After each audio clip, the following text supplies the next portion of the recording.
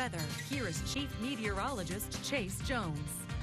Well, I hope you had too much food and not enough chairs, and you guys are ready to go for tomorrow's Black Friday, because as we make our way down into these freezing temperatures tonight, I hope you guys open up the cabinets underneath the sink and go ahead and drip those pipes, pull the plants in, and wrap up the pets, because this freezing weather is going to be here for quite a while.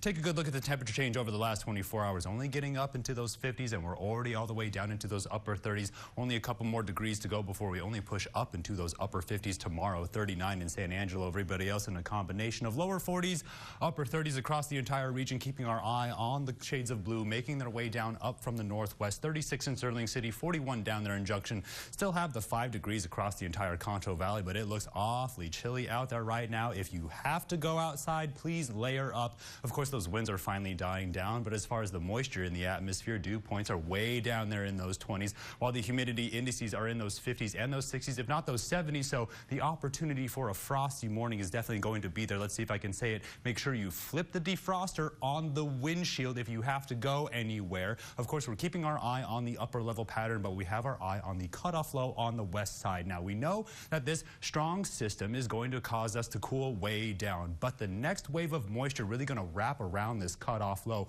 pull around this area, because we have our eye on sort of that return travel after the holiday weekend. When we look at the moisture tracker, if not the water vapor imagery, here's another winter storm making its way around.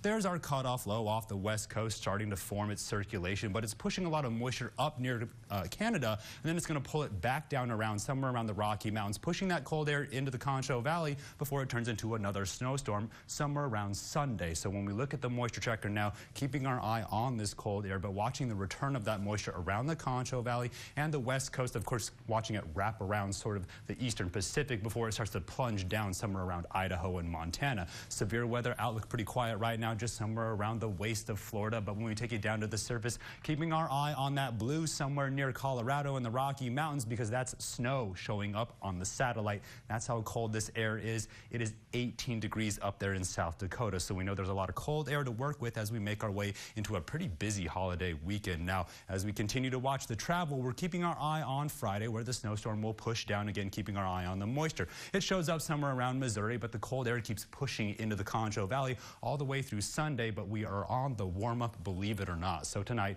down into those lower 30s, could get colder. Please bundle up and be ready for some of that colder weather tonight. Then tomorrow, only up into those upper 50s, so it will be a pretty chilly day to go ahead and shop. Haley said just shop from the couch if you have to be on your cell phone as we make our way into the weekend on the warm-up. But December starts, so the Christmas lights are already up, but we're on the warm-up. By Monday and Tuesday, that first week of December, we can see some light rain, but we're still going to warm up into those lower 70s, while overnight we finally push up from those freezing levels somewhere around those lower 50s. Stay tuned. We'll have more up at the break. You're watching KSAN News.